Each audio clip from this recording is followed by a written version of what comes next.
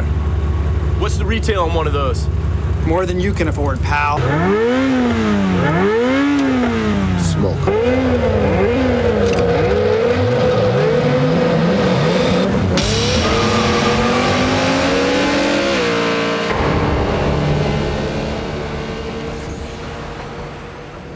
They were at the light, and they were gunning their engines, and when the light turned green, they all took off down this way, and a second later, I heard a bang, and I got up the ran to see, and cars were flying. This is how Glen Jacofsky's car looked after the accident. Sunday afternoon, he and his wife were driving in Oceanside when they got in the way of an out-of-control drag race. That drag race started here on Lawson Boulevard, a Lamborghini and Corvette chasing one another southbound at an estimated speed of 75 to 80 miles per hour. At one point, police say the Lamborghini crossed over into northbound traffic and hit Jacofsky's Volvo head-on.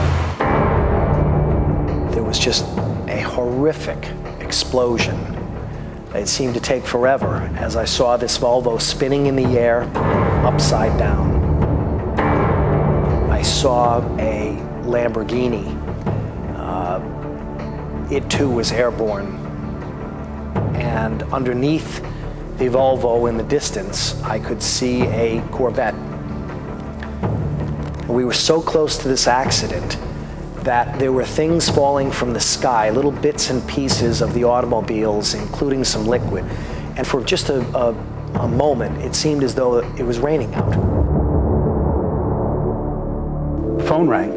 I answered the phone, and there was someone at the other end of the phone that I really didn't recognize, and he said to me, "You have a sister-in-law whose name is Amy." And I said, "Yes, why do you ask?" And he said, "Well, there's been a terrible automobile accident and she needs you here."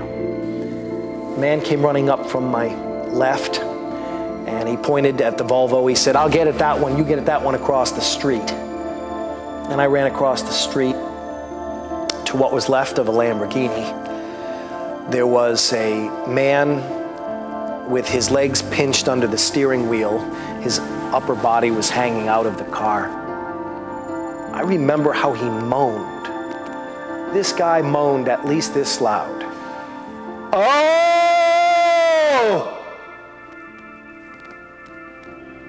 I mean, it was just this agonizing pain that he must have been in.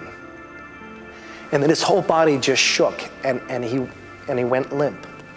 And that was it. I knew he had it. I got to the scene of the accident, and I saw my brother lying on the ground, pretty mutilated.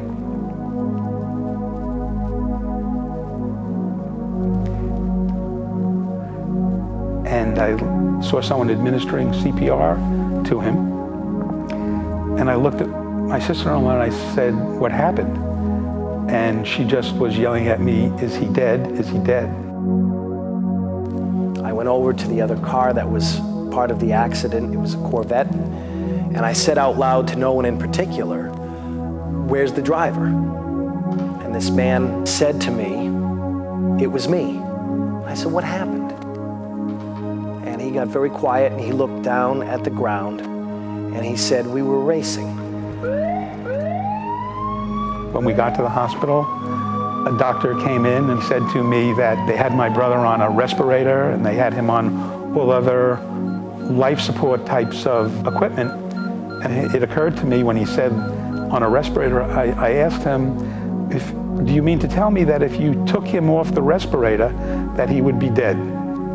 And the doctor looked at me and he said, "No, what I mean to tell you is that he is dead and we're trying to get him back." My son arrived. We told him what happened.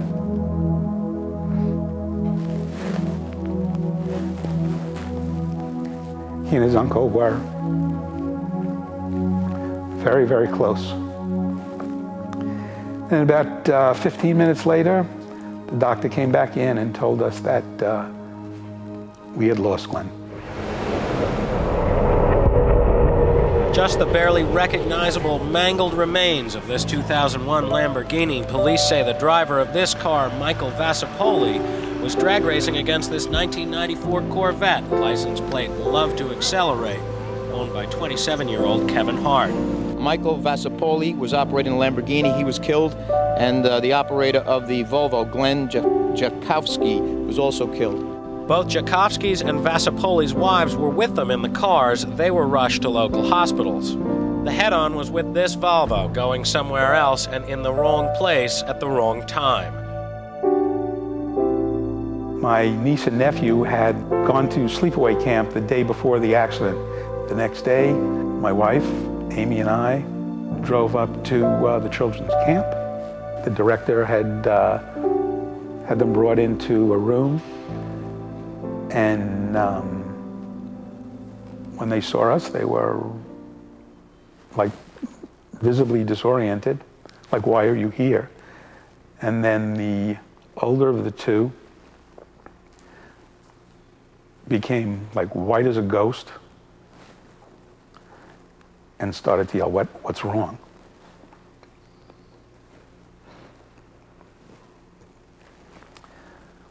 Amy held her children, sat them down, and told them that Mommy and Daddy were in a terrible car accident.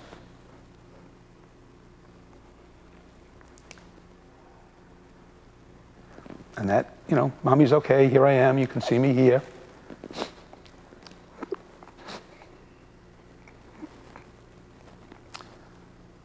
But that Daddy had to go to heaven.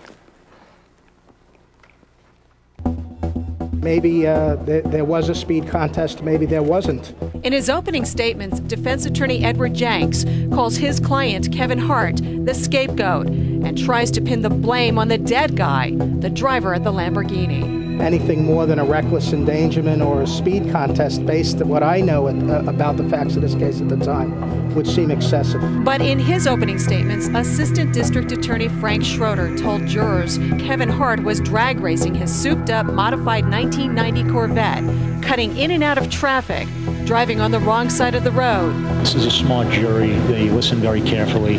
I think that they know that this defendant on trial here acted recklessly, and he can't just now wash his hands because he wasn't the car that drove into the oncoming lane. Later on, we would go back and with public engineers and private engineers had the opportunity to look at the skid marks, look at the brake and tire marks, to show that everything that we had at that scene that day was memorialized to bring back to the trial so that the jury and the judge could make an adequate decision about what we felt so strongly about in charging Mr. Hart with manslaughter and assault. Defendant Kevin Hart has been found guilty of 2 counts of manslaughter for the deaths of Glen Jacofsky and Michael Vasapoli. Certainly there is no question about the conviction for the reckless death of Glen Jacofsky and the injury to Amy Jacofsky. It is a case of first impression here in New York as far as holding one drag racer liable for the death of the other drag racer.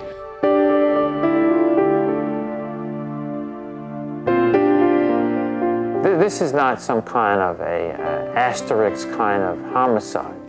This is a manslaughter, direct, pure, unadulterated.